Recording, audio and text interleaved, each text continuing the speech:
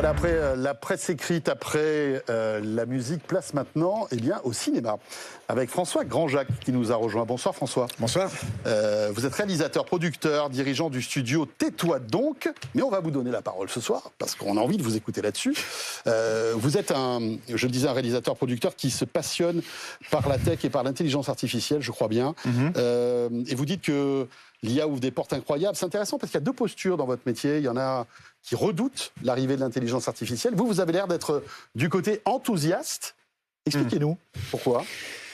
Pourquoi je suis enthousiaste ou pourquoi Pourquoi vous êtes enthousiaste? Bon, c'est moi je le vois comme un nouvel outil qui va pouvoir me permettre de faire des recherches, et c'est ce que j'ai toujours aimé dans l'audiovisuel, c'est chercher, quoi. Découvrir ce qu'on peut faire avec cette matière.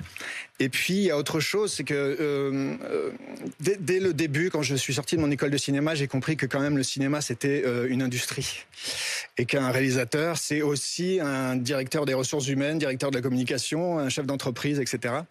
Et donc c'est difficile d'avoir un rapport direct avec la création. Et moi, j'avais envie d'être comme un peintre ou un écrivain, d'être seul face à mon œuvre et pouvoir créer. Et là, avec l'IA, voilà, enfin, il y a quelque chose. Et alors, je peux comprendre qu'il y ait des gens qui préfèrent dans le cinéma le groupe, le fait de refaire des rencontres, etc., etc. Mais là, c'est juste une autre manière de pouvoir créer. Oui, c'est une autre posture, en fait. Autre posture. Alors, vous avez réalisé pas mal de choses avec l'IA. Typiquement, vous avez fait en 2023 un film sur les 90 ans de l'aquarium de Biarritz. Exactement. Ce qui est intéressant, c'est que vous aviez un délai à respecter qui était monstrueux, qui était irréalisable avec des technologies traditionnelles. Exactement. Et grâce à l'IA, vous avez réussi à livrer votre contenu en temps et en heure. Et d'autant plus que c'était vraiment le début de l'IA. Hein. Là, c'était le nombre d'hallucinations. Les hallucinations, c'est ce que quand les IA font des erreurs qu'on a eu pour. Voilà, je vois les images qu'on a eu là-dessus. C'était très drôle. On avait des phoques qui se transformaient en humains. C'était complètement fou. Ah oui. Ça marche un peu mieux maintenant.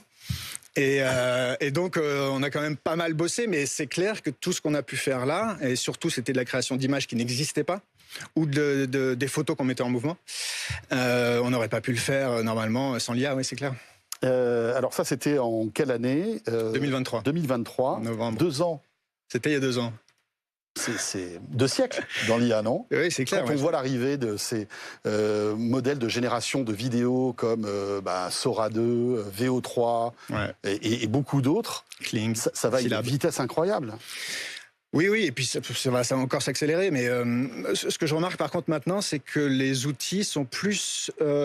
c'est la forme de l'outil qui change plutôt que l'image que ça va rendre. C'est-à-dire que maintenant, il va y avoir des outils qui vont permettre on donne le fond, on donne un personnage, on donne des couleurs, on donne de la matière, et il va mélanger tout ça. Alors qu'avant, c'était juste un prompt. Donc c'est en train de se complexifier. Voilà. D'accord. Et pourtant, VO marche avec des prompts, finalement. Ou Sora aussi. Oui, mais VO, par exemple, on peut lui donner une image de départ et de fin. Et donc, il va faire l'animation entre les deux.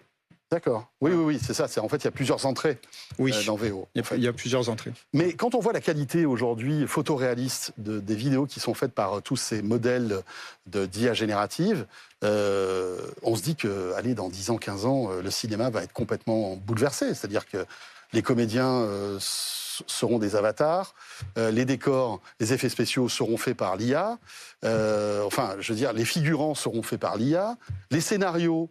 Il existe aujourd'hui des IA génératives qui arrivent à générer des scénarios. Qu'est-ce qui va se passer dans quelques années? Alors moi, la question à 10 €. Hein. Oui, c'est vrai.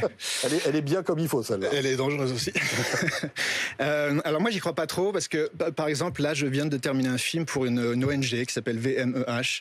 Et l'idée, c'est que on devait raconter 400 ans d'histoire. Voilà. Et sur ces 400 ans d'histoire, donc on a fait un film de 6 minutes. Sur ces 6 minutes, il y a, je sais plus, 80-90 plans. Chaque plan a été fait l'un après l'autre, avec des essais de prompt, 15 fois, 20 fois réessayés. Et finalement, c'est moi qui faisais le choix.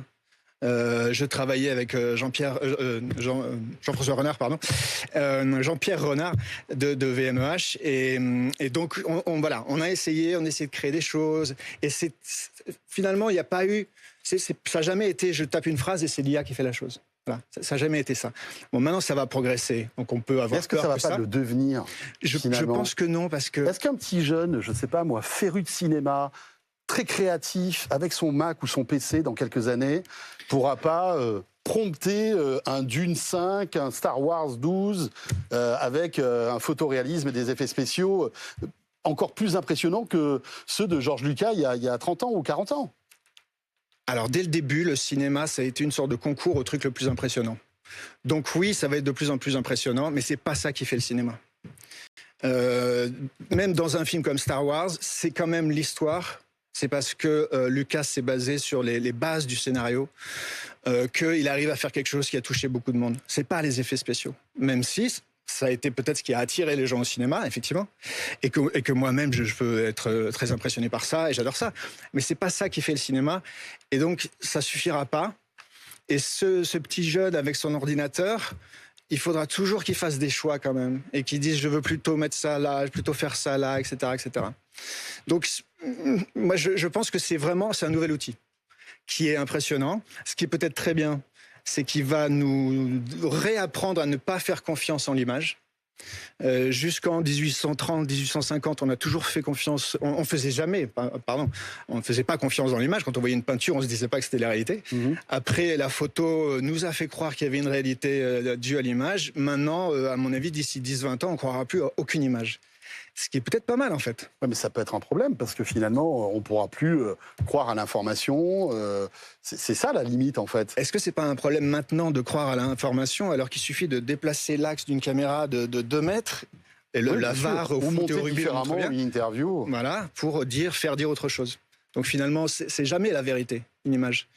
Donc là, au moins, les gens se douteront tout le temps, et c'est plutôt bien. Est-ce que l'IA va bouleverser, à votre avis, des secteurs peut-être plus B2B, comme par exemple les promoteurs immobiliers, les archis, les stylistes, etc., pour faire plus facilement des documents, des vidéos, des choses comme ça? Ouais. Là, on fait ça pour plusieurs sociétés dans l'immobilier. Et oui, l'idée, c'est d'améliorer ou de simplifier leur communication, que ce soit plus que des photos, seulement des photos, mais que ce soit des photos animées qui deviennent des vidéos.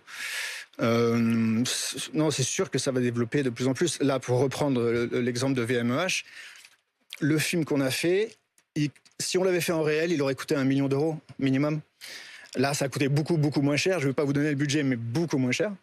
Va y avoir des portes qui vont s'ouvrir. Et ça vous a pris moins de temps que si vous aviez oui, bien sûr. pu faire ce film avec les moyens traditionnels? Ça a pris 21 jours sur 4 mois. Ouais. Mais si on avait tourné, déjà, ça aurait été une préparation dingue. Il y aurait eu plein de pays. On aurait tourné en Égypte, etc. Le film va un peu partout.